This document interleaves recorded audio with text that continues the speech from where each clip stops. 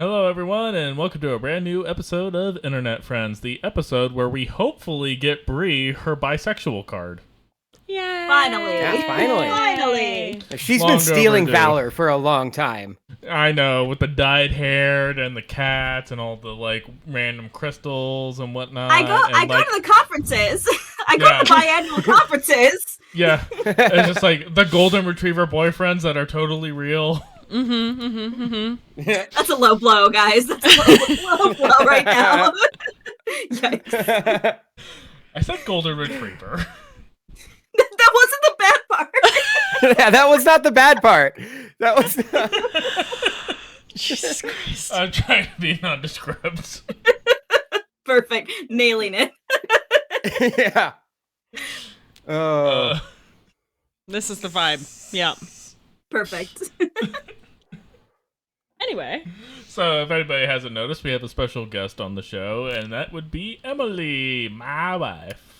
Hey. Because the Borat jokes from a white dude are never gonna get old. Never. Never. Always funny. That's basically what the show's gonna be for the next hour. My wife. But, I mean, you guys are going to be talking about the mummy, so I have to be here. It's like, Well, you're it going to be summons talking me. too. You're not just here to watch. As a matter of This is fact, actually the cuck chair for the podcast. I'm just here as a viewer.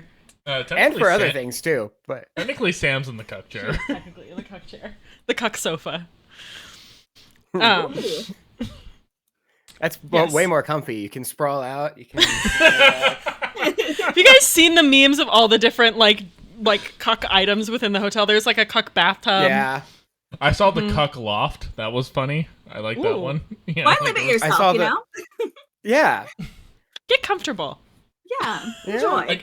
I got some recently where it was like the guy in the cuck chair, but like he's like actively like degrading like the bowl, I guess, Oh, yeah. in the situation. Just be like, come on, you called that going down on her?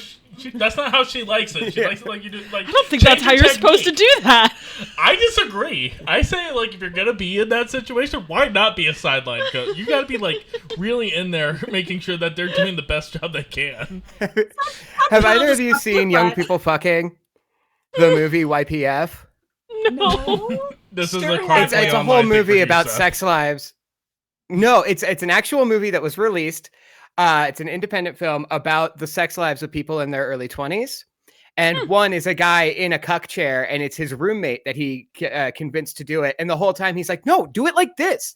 How about you just come on, man?" Like, it's Give it's the that programs! exact TikTok. Yeah. I just like the one that I saw that was the Tumblr post of the person who's like, I sit in the cuck chair and I do the emperor like thumbs up or thumbs down. Thumbs down and she kills the guy. It's like, oh, that's intense. That's a lot. Praying mantis style. I like how this has turned into the cuck episode. Yeah, oops. Yeah, what are we talking about? Well, it was gonna happen eventually. Speaking of cucks, what's our homework assignment, Seth? The Mummy. This was assigned I know by- what I am.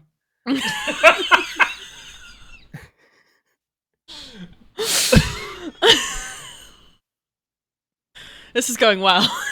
So well.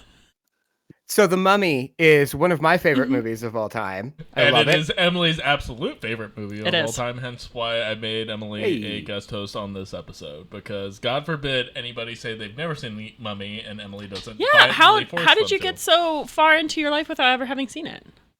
I don't watch a lot of movies, to be honest, in general. So, like, I'm not a movie person. Like, and I'm one of those people that, like, I only like watching movies with other people. So if that opportunity does not present itself, then I don't really watch movies independently. Outside of this podcast, honestly, this is, like, the first time I've really watched movies by myself because I fucking have to, but I really don't like to. So I like to discuss, which is why it works for the pod. So, but yeah, that's literally the only That makes reason. sense.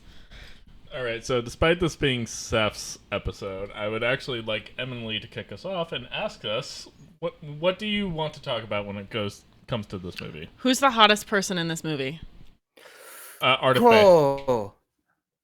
I know my Magi? feeling. Yeah, Art of Bay. Yeah, you me are on the same page. Part of so. Bay. Mm-hmm. Yeah. We're in the Have you seen him today? He's hotter today. Silver Fox says fuck. Yeah. Yeah. Yeah. Gorgeous man. Odin Fur King still get it. Yeah. Who? The one with the beard and the sword and the tattoos on the his face tattoos. Oh yes, that's who I was gonna say too. Yeah, super hot. So, We're all in agreement. We're all in agreement. Arabic is a beautiful language, so that makes him like twice as Absolutely. hot. So. Yeah. Also, in all fairness, Rachel Weisz is way hotter in the second one. So. She is way hotter in the second movie. Highly recommend watching. Her eyebrows are so thin in this movie. That was my first note I had on this. I was like, oh, it was of the time. Yes. That's why my eyebrows are fucked up because that's what you did at the time. But I was like, oh, they are so thin. Here's the thing: I'm happier with the thin eyebrows trend than I am looking back on our college years eyebrow trend of the sperm eyebrows, where it was like the little lump at the front and then the little tails at the end. Every time I see photos of myself with the sperm eyebrows, I'm like, that was bad. It doesn't help that it doesn't help that we were growing up in New Mexico, so like we basically had like the hardcore version of both. It was like the Burkina Chola sperm the eyebrows. the Chola. The Chola thin eyebrows and the Chola sperm eyebrows were really... You might as well just give them their little wiggle tails. There were straight up people who just shaved off their eyebrows and just drew them on. Yeah. Yeah. Like, that's not even a joke. Like, that seems like it's a meme, but that actually happened. Yeah. Yeah. Many women I dated shaved off their entire eyebrows and drew them in. So, here's the other thing I will say. And they also listen to the front bottoms. Stop it. We're not going over this again. You're such a bully. It's called callback, Seth. You gotta call back to other episodes. How you get people to watch the whole roster. No, I was going to say, every time I watch this movie, I think to myself, I should cut my bangs again. I should do the curly bangs. It looks great on her. And then I do it, and the humidity hits, and it's just pubes on the front of my face. Yeah, and you forget that Northern Virginia might as well be Florida.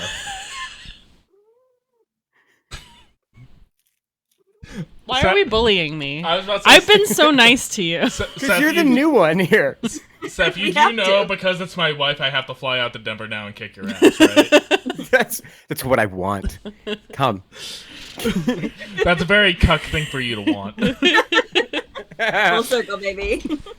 This is not an episode for children. And none of the episodes were for children. None of them are. We do not make this show for kids. Believe it or not, YouTube, when I upload it, specifically makes me designate, is this for children? You're like, hell no. I was just like, no, it is not. If somebody below the age of 25 watches this, I'm going to call your parents. Speaking of age of 25. I'm gonna fucking shoot you. So we've all agreed on the same person as being the hottest person in the movie. What would you pull as like the weirdest hot person? Like, for me, my mom's hot person of the movie is always Imhotep, and I was like, that's a choice. She likes bald people. I think he's attractive. He's far from the most attractive. It doesn't do it for me. It does not do it for me. Well, in like a movie with like prime Brendan Fraser, sort of for like even all the like half the American guys, you're just like Which we'll get to the American guys in a bit. Yeah, the blonde cowboy. Yeah. Oh, the one who would have been cast as Jaime Lannister if Game of Thrones was made 10 years earlier? Oh, yeah. Basically, yeah. With the floppy hair. Basically. Yeah. I know Emily's type. Yeah. Bree, what did you think of the movie, having this be your first viewing?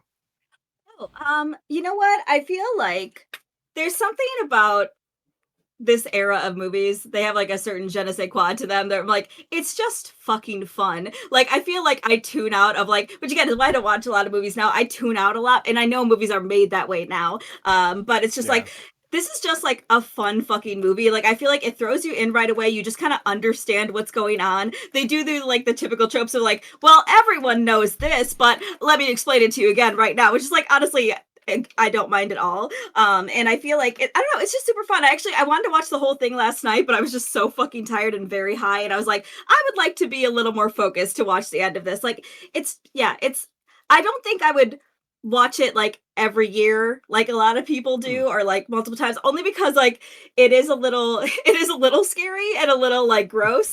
And I mean that in the sense that I don't like bugs, and there's lots of bugs in this movie. There are a lot of bugs. I'll be honest with you, Brie, the scarabs, like, as a kid, were probably the Yes. scariest fucking part of the movie. Because I saw this in 1999 when it came out in theaters and watching it. And, like, literally the scarab, like, the scene where, like, the scarab's, like, running through the guys, like, that terrified. That burrows created, into his, that created my fear of bugs as a child. I get that. Yeah. So that's, for that reason alone, I would definitely watch this again. I just don't think I would watch it like all of the time. But yeah, super fun. Really enjoyed it. I was just going to say, if you watch the second one, that one also is a little bit scary. But I do highly recommend.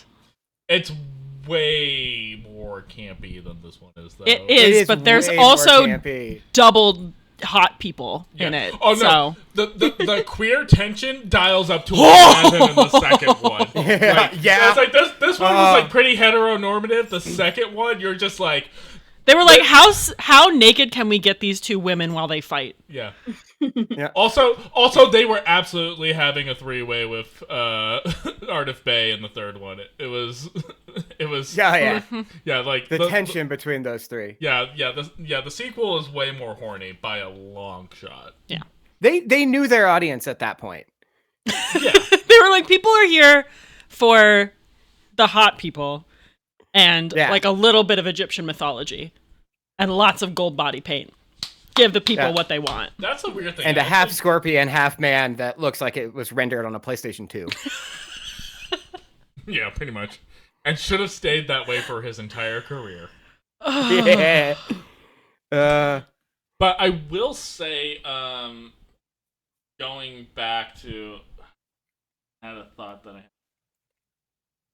Well, I was going to say, when I watched it recently, it was with someone who was watching it for the first time, like Brie.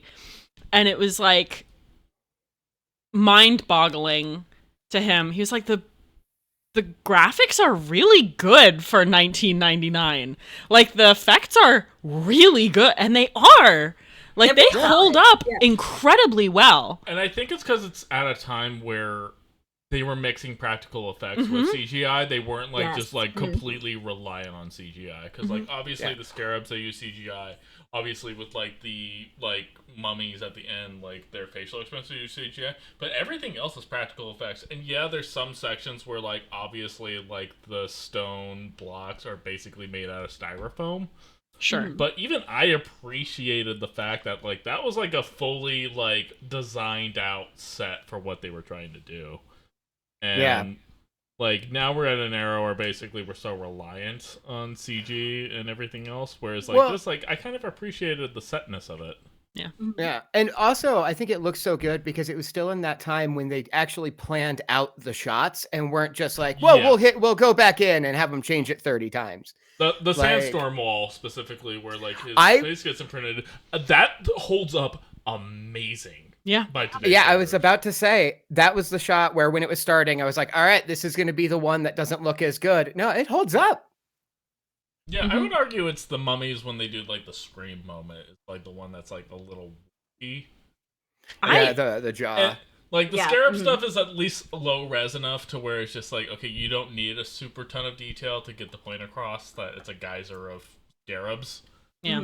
And then even Imhotep's like character models when he's like still like regenerating and like going through the processes, those still look pretty decent. I remember being terrified by like his first form. Yeah, that first like spring out of the coffin. Like I was terrified by that, and like the first form that he had where he just got his tongue and eyes back, and I was just like, that terrified me when I was a kid. Yeah.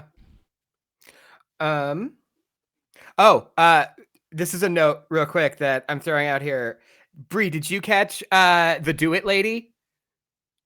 No, there's a line where when right after Brendan Fraser kisses Rachel Weisz for the first time and he's like, get me out of this prison, and the guards start beating on him, as he's being dragged away, he screams, do it, lady! Do it, lady. All of it. So that's actually question I have for Bree, actually, because Bree notoriously does not like a lot of the romances that we've had in some of our past film assignments. I'm so glad you're asking me about this. Well, no, because I like the first thing I wrote, I was like, God, man, non-consensual kisses was just like a thing in that era. Like it was everywhere. Just, like, well, consent wasn't invented until 2005. Even at the earliest. And there was a lot of pushback at the time. Let's be fair.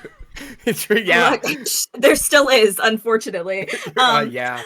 I will say, yes, it is kind of quick, but I feel like there's something really cute about it. Like, I feel like the fact that he's kind of nervous around her and she's just like really nerdy and just like nerding out about stuff she really likes. And he seems to like that about her. And she's like, oh, well, you're kind of a brute, but you're like a rugged guy and you're protecting us. Like, I'm like, there's something there. Like, I feel like they do build up to something and it feels warranted at the end. I was like, I get why you like each other. You've been through a lot. And you do have certain quirks that you like about each other. So I'm like, I actually think outside of like the initial non-consensual kiss, the rest of it is actually really sweet. I don't mind it at all. I think the thing that they did specifically was it wasn't slow burn, but it was a burn, more or less. Yeah. Like, they did kind of hate each other. They butted heads. They did go through kind of certain things together. There was instant chemistry.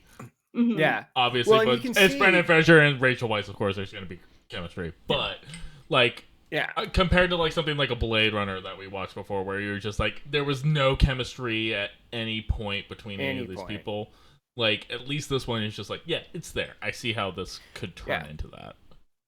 Well, and even like the first like boat scene when they're alone together, you can see how like she's impressed that he knows about like the book of the living and that it's covered in gold, and she's like surprised by that. And then he does the brute thing and it's like, no, I know treasure. Also, I don't know why I kissed you. It seemed like a good idea. And then she kind of storms off. But even later in that scene when she's like petting the camel, you see him kind of have this like, no, there's more to her too. Like like you said, there was a burn. And I was thinking that today when I was thinking about the movie, in my opinion, they did a good job establishing like, no, these are the steps in which the two of them gradually fell in love with each other. Mm-hmm. Yeah, they gave them those moments, those quiet moments together. Like, I think the biggest one is like at the campfire at night where she's drunk and they're kind of talking, but I'm like, you can see him being like, she's really fucking cute. But she's kind of falling all over herself right now. Like, they have these like they're small moments, but they're quiet moments where they can just interact and outside of everything else that's going on. And I think that's necessary to build a believable relationship. And this movie did it great. I want to point out, because I'm going to keep talking about Tumblr. I've seen a lot of posts We're on the Tumblr episode, everyone. Over the years. And one of my favorite ones was someone who was pointing out like all the ways in which you can tell he like touches her really carefully so as to not like be inappropriate. Mm-hmm. In that scene, like she's drunk and she's like falling on him and you can literally see him like positioning his hands in a way that's like, I'm not going to touch any part of her that's like not appropriate to touch while also still catching her. I noticed that because there was a moment specifically where she kind of starts to stumble back and he reaches up and his hand like almost hits her butt and immediately he snatches it back. Yep. And is like, wait, nope. And yeah, I caught that. I'm curious as to how much of that was like a director choice and how much of that was like... It was definitely Brendan. Just Brendan Fraser? Yeah. It was being like... No, and like... There was an interesting thing that like I thought of today, actually, kind of like while I was driving home from work and thinking specifically about like, one, I like the fact that the Americans in this movie are fucking idiots. Yeah. But specifically, the Americans in this movie are like representative of like the toxic masculinity of like they're looking for danger, they're looking for glory, they're looking for a fight.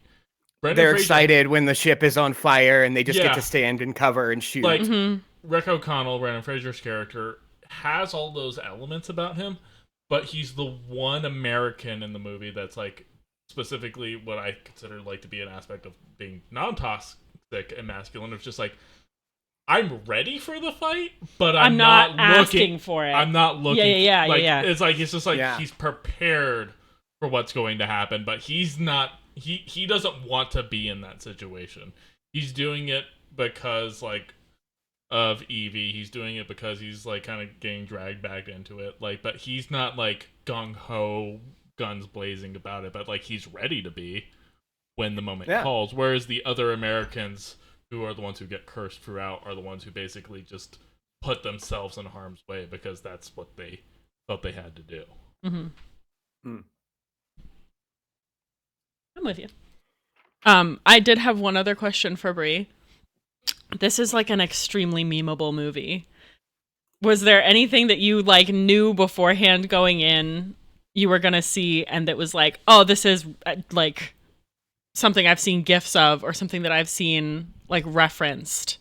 I feel like not from this movie. I would think I was expecting more of it. I feel like the more memes and gifs I see are from the second movie. So, because I know you mentioned the Scorpion guy, and I feel like that's the one I see the most. Actually, yeah. So because I was looking for it, because I was like, I thought there would be more of it, and I don't really think I recognized any of it. So, I'm not really a meme person, though. I was just thinking about, hey, Benny looks like you're on the wrong side of the river. Yeah, wrong side of the river. That's a great scene. That one, the throwing of the chair. The throwing of the chair is always a big laugh for me. Yeah. Well, especially because that gets used in D&D memes all the time. Yeah. Of just like improvised weapon throws chair at person. I think so. Those two, the one where the mummy like Imhotep like screams at him and he just like screams back. Yeah. I remember that one. The I am a librarian. Yeah. Like classic. I can't think of any other ones. But those are like the big ones to me, especially the chair scene. I feel like everybody talks about how hot the chair scene is, where he just like whaps him with the chair. So Brie, how bisexual do you feel after watching this movie? I mean, about the same, to be honest. I think it just this isn't transformative for her. She already knows. It affirms for me that my favorite kind of men are non-white men. So actually wouldn't now that I say that. So. But yeah, I will say that like Brendan Fraser is interesting, and I don't think this is like a hot take by any means, like because I think he is like a conventionally attractive guy. However, he has like gorgeous eyes, beautiful fucking eyes. But he has such an expressive face. That like when he's fighting, he scrunches up his face so much that I'm like, oh god. Like I don't know if he's aware of how much he's fucking up his face, which obviously is great for what he does, but it's just like it was hard for me to find him attractive consistently because I was like, man, this man makes faces, faces on faces, and I just can't like always find him attractive. So yeah. That's fair. Seth, how bisexual are you after rewatching this for probably the 30th time? Well, I jerked off the entire time. So that answers your question. But all specifically when Rachel Weisz wasn't on screen. That Jonathan just gets me so hot. Hey, if you're into twinks, you're into twinks. True. Hey, you've seen the memes I send you. Yeah, about the same. I don't know. Yeah. I feel like I get about 2% more bisexual every time I watch the movie, which is why I watch it all the time. Well, you got to keep topping up that meter, you know.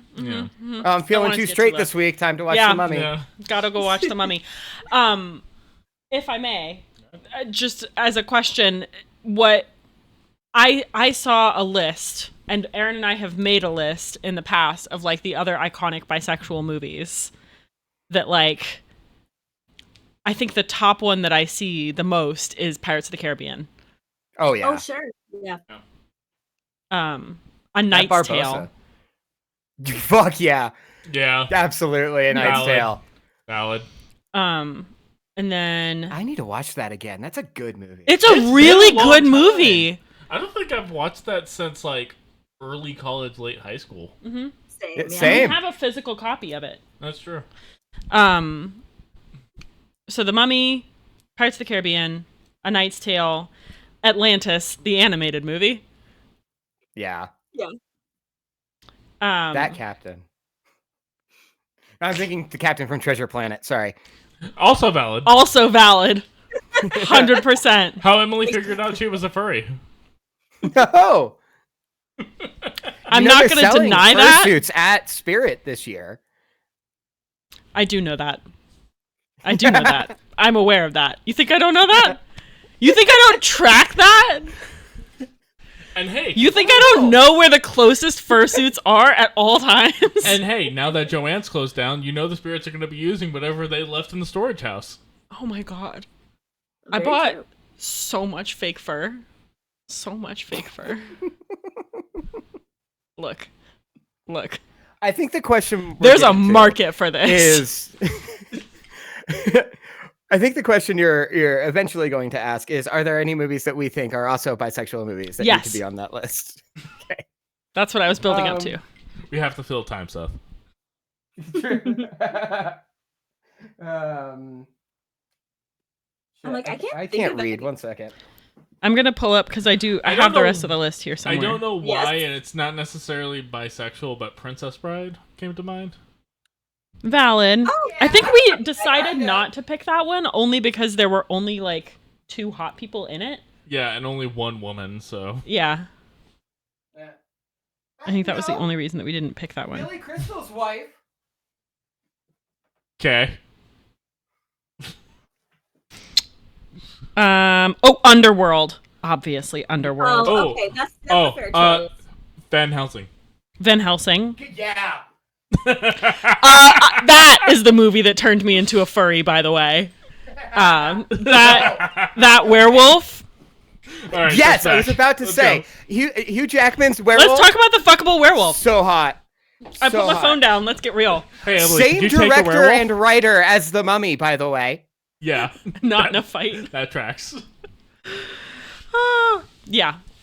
Oh, those vampire brides? The costumes were incredible. Oh, dude, I remember being so horny for the vampire brides when I was 12 years old. The vampire brides, but mostly Kate Beckinsale in those boots. I saw that movie with my stepfather in theaters while my sisters and mom went to whatever like rom-com was in theaters that week. I can't remember what it was.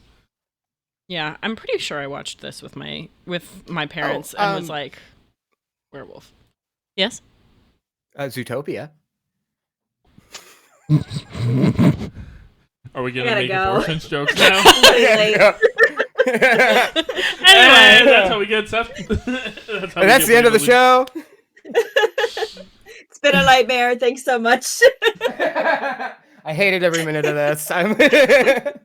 So are we naming this episode By Panic or? Probably. I really can't think of any movies, to be honest with you. I'm like looking through like a I've got more. I've got more. Wait, hey, how about instead of movies, since Bree's bisexuality is what's in question right now? Oh yeah. Buy media. Yeah. Bree. Yeah. Bisexual media. I buy media all the time. It's right over there. Seth, go home. Good night, folks. We're blacking out. Oh, my mouse isn't connected. I'm the only one with a handheld mic, and I'm not dropping it for that. Valid. I feel like all the ones I'm thinking of are super obvious. Just don't say Homestuck. Okay, I'm gonna be so honest with you guys. That is something I know almost nothing about. I think Jenny Nicholson made a video about it, and that is like keep it that way. That is the extent of what I know about it. So yeah, it sounds like it's a shitty fandom, and would probably be great with Vivzy Pop's fan base. So it's probably fine. Yeah, I was about to say my entire take on that thing is just like, oh, so we gave Vivzy Pop's fandom steroids. Cool.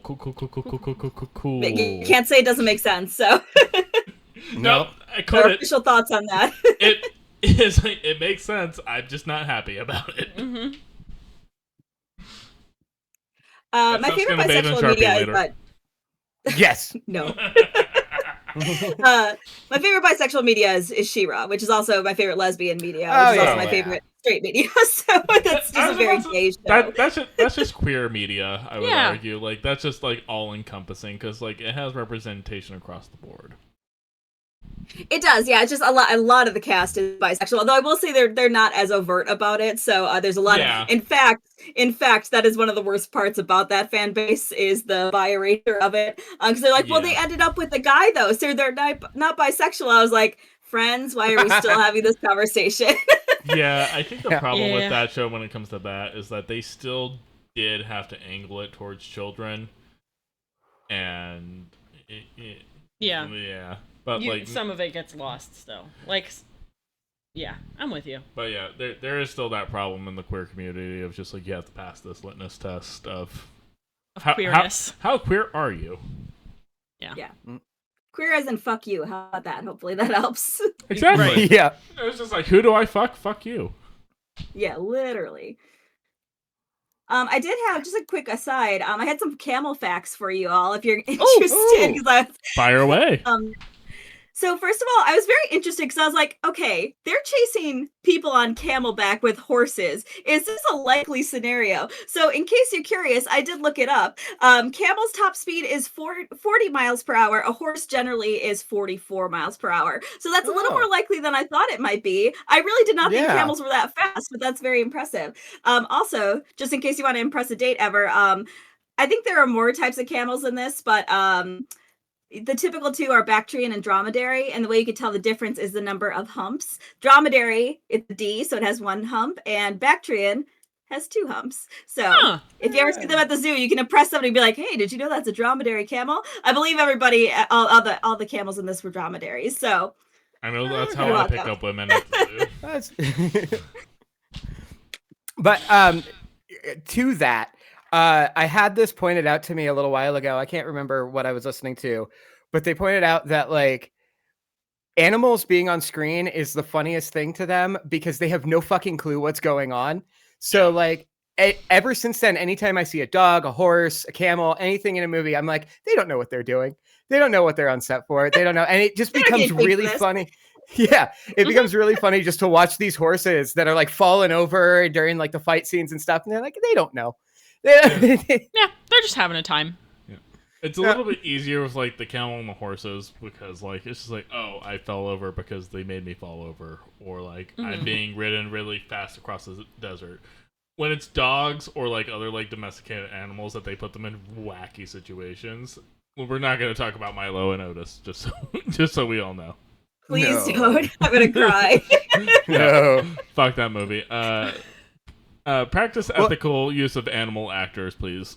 All movie studios, please, for the love of God. Well, and it's speaking of dogs.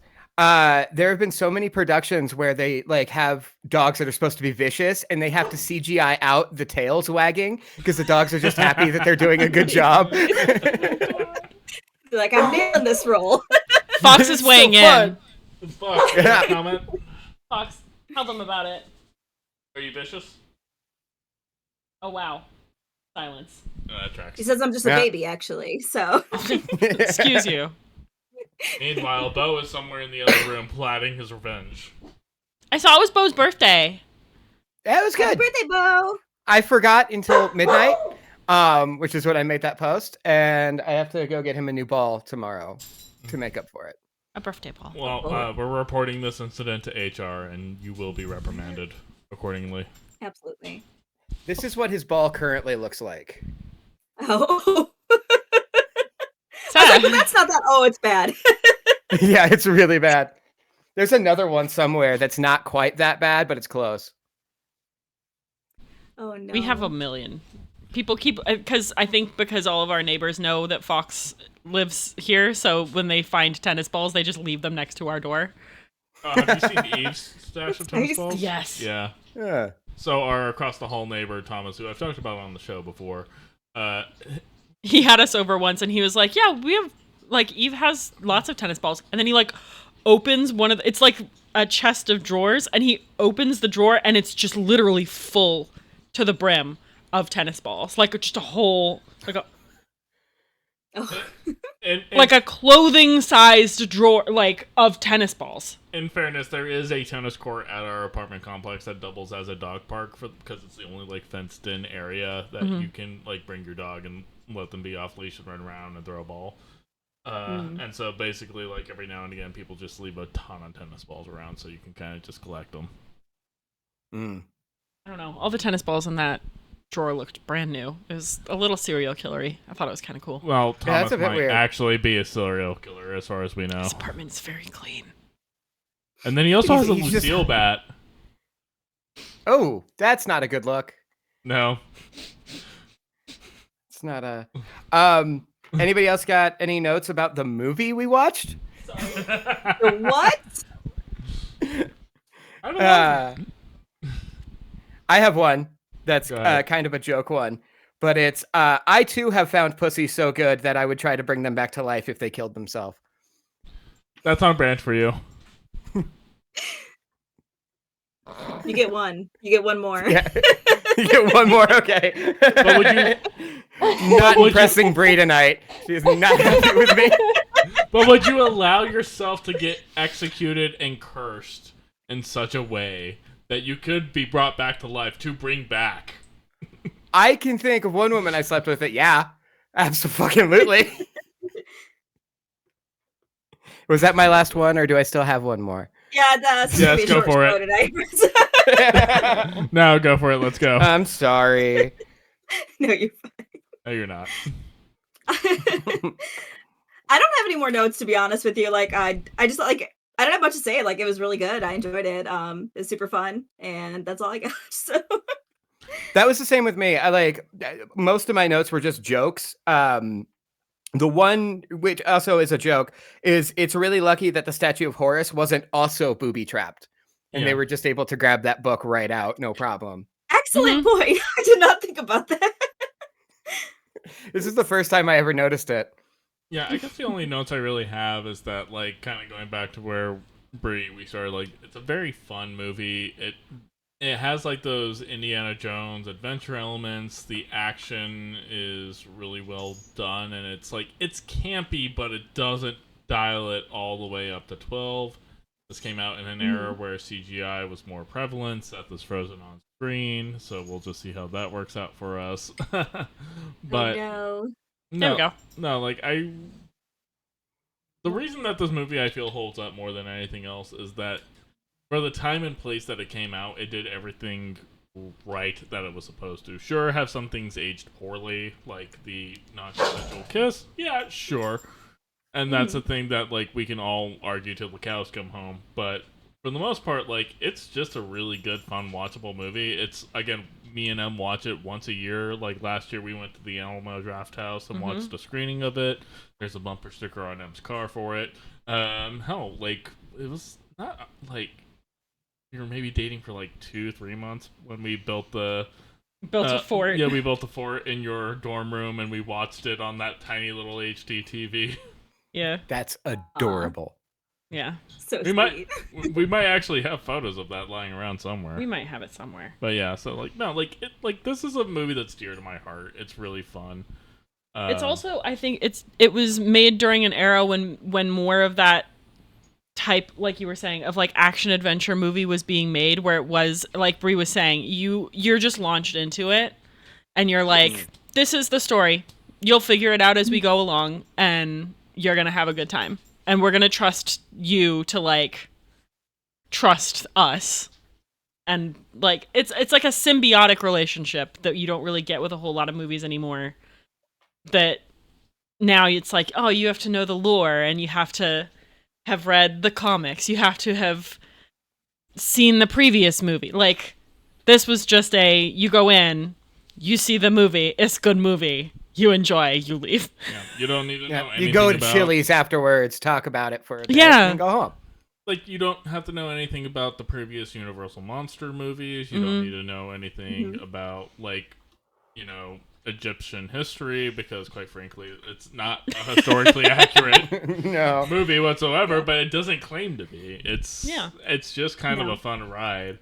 And in a weird way, it's not pandering either, which is actually kind of interesting. Like, there's not a lot of pandering that kind of happens, which is a problem.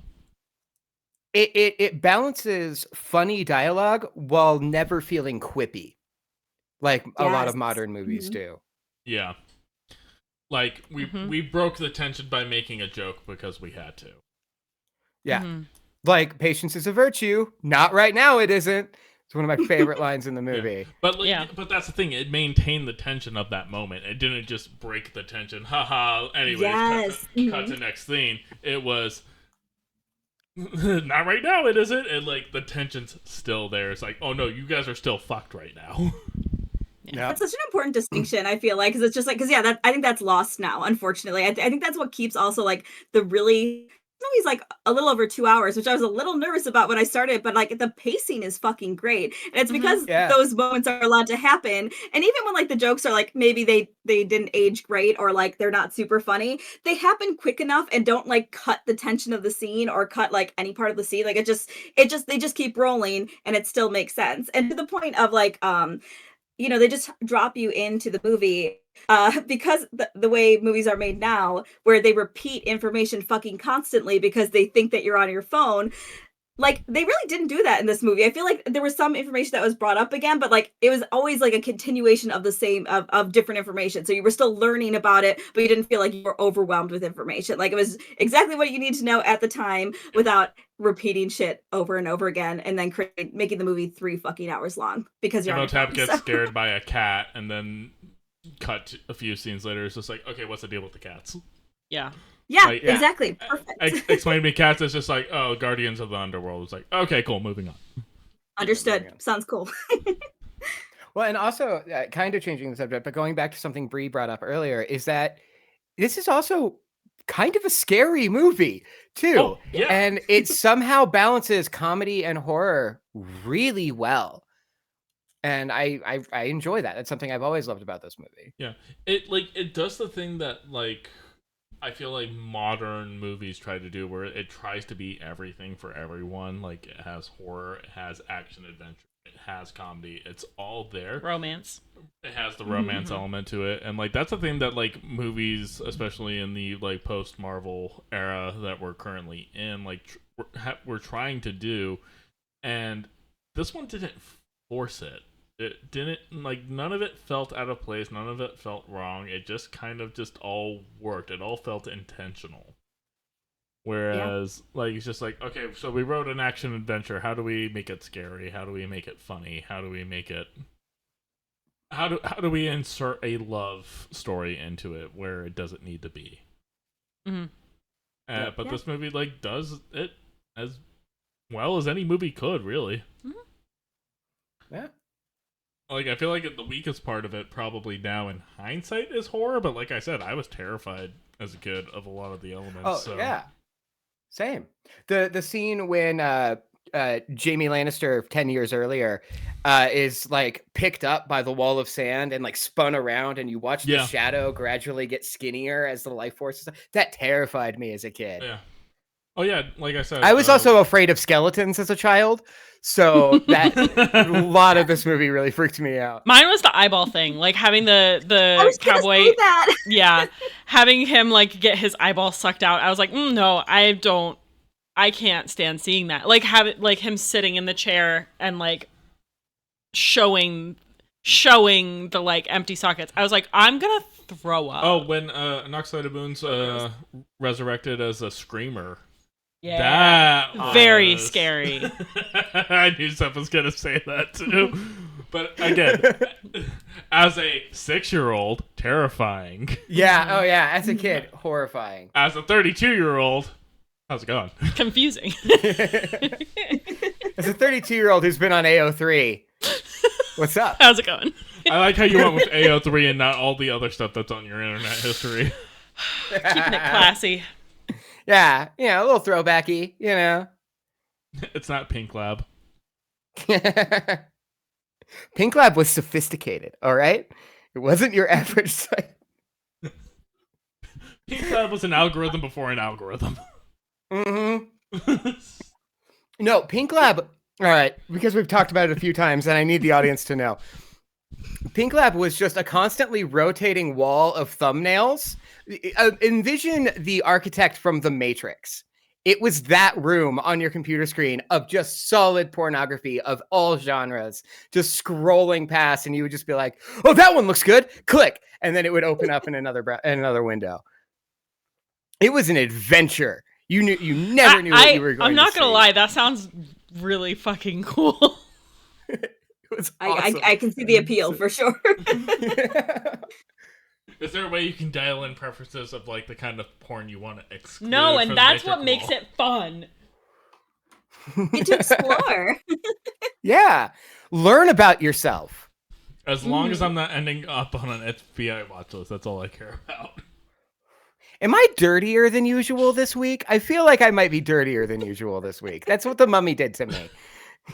Understood. The bisexual, it's just cranked up. I understand. Cranks it it's just up. bumped. Yeah. You look at that I'm at best. eyebrows That's not and you who just he went is. like, it's just like, we're just going to turn the horny up. Yeah. I had a quick question, and I don't know if any of you could necessarily answer this because I watched this on YouTube, and something that I found kind of interesting was that none of the and again maybe this was just the version I had, all of the dialogue that was in a different language was not translated. Is that just the case in this movie, or is that just the version I had? No, on my Blu-ray there were stylized captions for all of the other languages. Interesting. I just had papyrus style font for the Actually, Arabic and stuff. Actually, back in the day, I remember the DVD version that I had back in the day. Like it had like this captions for when they were speaking different languages, even if you didn't have subtitles on.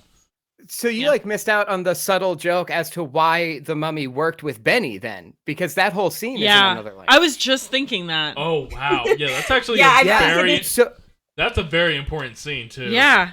Yeah, because he's like filing through all the different religions just to see which one will stick, and he gets to Hebrew, he gets to Jewish, and the mummy stops and goes, "You're speaking the language of the slaves. I might be able to use you," and that's why he allows him to work because he did that prayer. The mummy's like, "Oh, you can speak to the commoners for me." Interesting. Okay. But, I don't know why. I was about to say, Emily's most recent walkthrough, like somebody brought that up. Yeah. And, like that was actually like really interesting. The person I was watching with like turned to me and was like, "Is that vaguely anti-Semitic?" I was like, "I'm a Jew. It's fine." Yeah. No, I'm giving it a pass. You also missed out. You missed out on the hardest line that I thought was in this movie. Is right before Nuxinamun kills herself. She looks at the pharaoh, or she looks at the pharaoh's guards, and says, "I wrote it down. My body is no longer his temple." And then she stabs herself in the stomach. Yeah, that's a very significant one too. Yeah, that's a very good interesting. Line. Yeah, I don't know if it was just a YouTube version or because I do always watch with subtitles that somehow something got lost along the way. But yeah, none of it was translated, which I will say, thankfully, I do understand a little Arabic. So I was like, okay, I know what yella means. It's probably fine. So just like I got the gist of what they were saying. So I understand more than that. I work in a very heavily Arabic population area, so I do understand a little bit of it. But anything else, it was not translated. So that's I wonder why that is on that version. I was about to say, very weird. Because you said you had subtitles on, right? Yeah. Weird. Yes. And it just said it literally just said speaking in Arabic, speaking in blah blah blah, and there wasn't any text anywhere else. So so I think back in the day the embedded captions had the translations, and the embedded captions, I think the YouTube version that she watched had automated captions. Oh. So therefore, instead of translating to Arabic, it just says like, "This is Arabic." It just recognizes it as Arabic. That's shitty. Yeah, that's I don't like that. So yeah, like if you had watched like an actual like DVD, Blu-ray version, they would have had the translations in the sub. Interesting. Man, well, that's good to know. I hate that. I objectively hate that. Yeah. Yeah, like Seth was saying, there is definitely a lot that's lost in it, but not. It's not like you didn't get like the gist of the whole movie. Just like some. That's how I was saying. Like, those are some really reflection in the scene. Like I could understand. Yeah. Anyways, so Bree, final thoughts on the money.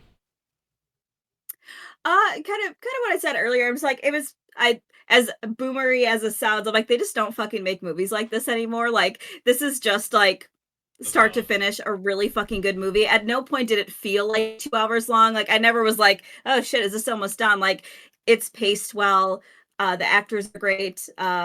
Camels are so fucking cute. And I just think like it's just great. I'm sad that I didn't watch it earlier, but yeah, over that I'll have to watch the other one. Better late than never. Yeah. Watch the second one. Don't watch the third one. Sorry. Do not watch the third one. I've never seen it. Yeah, they go to China. There's the third. I never heard of this movie. This movie exists? I forgot. There is no such thing as the third Mummy movie. Oh, just like okay. there is no so we're such thing as protecting a his feelings remake. right now. Okay. There is no such thing as a remake of the Mummy movie that stars Tom Cruise. Do you remember?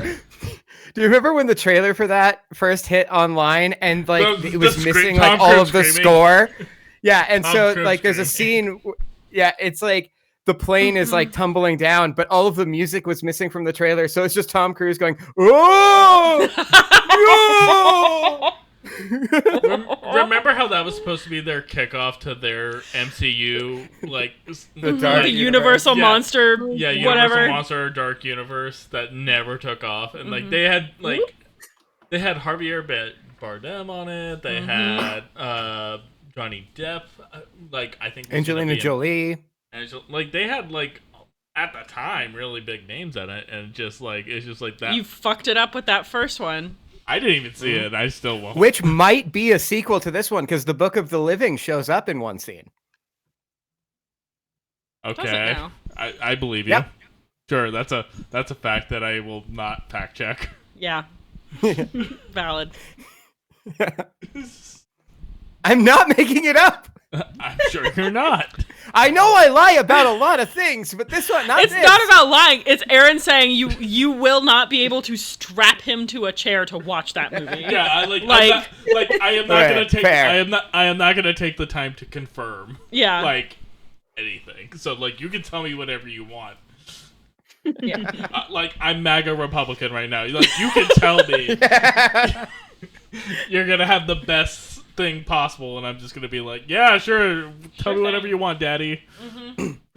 If I remember right, because I didn't see it, but like somebody I knew did see it, and they told me like it's so fucking stupid, and they told me like everything about it. Evidently, at the end, Tom Cruise and the mummy kiss, and he absorbs all of her mummy powers, and then she dies, and he can do the like split pupil thing that she does in the trailer, and that's how it ends. I'm so glad this movie never got made. Me too. Thank goodness. What a great timeline we're in. All right, so final thoughts. But honestly, no.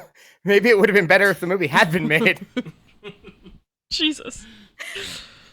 Tell you what, let's remake the movie, but instead we get Alan Richardson instead of Tom Cruise. Oh my god. That's a Reacher joke for anybody who wasn't paying attention. What was that? What was that football show he was on? Blue Mountain State. Blue Mountain State. I saw a bunch of clips of that today on TikTok, and it was like top 10 clips from his character, and then the caption was, "Can you believe this is Jack Reacher?" Yeah. God. Which sadly, he's a better Jack Reacher than even Tom Cruise was. Ah. I don't know. I haven't watched it. The first season's good. I haven't watched any of the other seasons. Same. So yeah, Seth, final thoughts on The Mummy. It's fucking great. I love it. I love them. I love Rachel Weisz and or Evie and Rick. I had my final thoughts written down, and I fucking love this movie. Yeah, I love it. I love it. It's great. I really enjoy. This is the first time because I don't watch it every year, but I do watch it often. This is the first time in a long time that I just sat down to watch it, and I didn't put it on while I was doing other stuff and then peek in for the scenes I liked. So there was stuff in here where I was like, oh, I forgot that gag, or I forgot that. So I really enjoyed this viewing experience of it. Emily, what's your thoughts on The Mummy? It's just as good as it was the last time I watched it, which was recently. Never gets old. No. I will say I haven't watched the second one in a long, long time, so we probably should. Neither have I.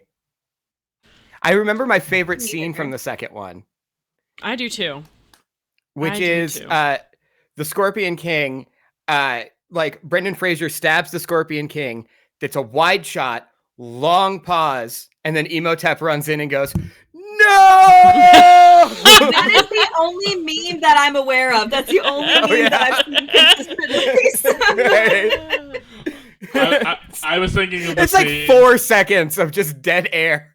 I was thinking of the scene like late in the first act where they like invade their home and like guy throws snake or she throws snake at him. He throws snake back at them. Guy throws knife. Throws knife back. They're like, stop throwing things at him. Knife. Oh yeah, he catches that knife like back here. Horniest I've ever been for Brendan Fraser. Objectively. Yeah. No, this, like, again, even before I met Emily, like, I was watching this movie pretty consistently. Like, not necessarily on a yearly basis, but I remember watching this. I remember watching, like, the DVD commentaries and behind the scenes, like, you used to get packaged in on all your physical media, all that type stuff. I remember, it's just a fun time. Both the first two movies are great. Definitely agree. If you have some time, watch the second one. It's way more horny and way more bisexual than the first one is. Lower your expectations a little bit, though. It's not as good. It's not as good. They do turn up the camp to 11. The camp goes up pretty high on the second one. Let's be fair. There is a moment. There is definitely at least one moment where you're like, maybe you guys like each other a little too much. Maybe take it down a notch. Good. It's one of those things they got married and then basically only got hornier for each other after they got married. Which is what everybody wants, really, when you think about it. Yeah. Goals. Valid. But yeah, so those are our thoughts on The Mummy. It's a great movie. I think everybody should at least see it once in their lifetime, and just kind of appreciate it for what it is, and go into it with, open mind, no expectations. I think it's the best way to go into any movie, but especially this one. So anyways, that's our show today. Next homework assignment is assigned by me. We actually have a couple of extra weeks for viewing experience because we're shooting this about a week early. And so what I want to do both of you have lives and are like going out of town and shit, leaving me here on my computer in this little square in that the box. exist. Living in a state I'm still literally 3 here. time zones away from me. I've been wanting to do this for a really long time, and I know I'm gonna have a lot of hard feelings about it. I want to watch the Star Wars sequel trilogy. Go. Okay. I have opinions about Last Jedi. I've never seen Rise of Skywalker. You and me are probably going to fight about Last Jedi, but I think we're gonna agree about Rise of Skywalker.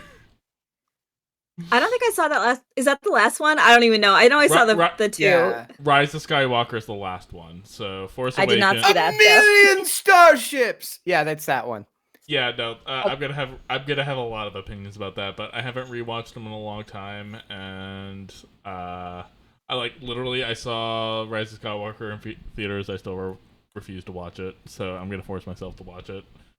My only experience with Rise of Skywalker was the Lego Skywalker saga. I played. That's probably the better version of it. Anyways, so yeah, that's our next homework assignment, and that's what we're gonna do, and we'll see what we all think. My name is TCK Media Productions on most platforms. You have that Seth23, who you can find on the Tiki of Takis.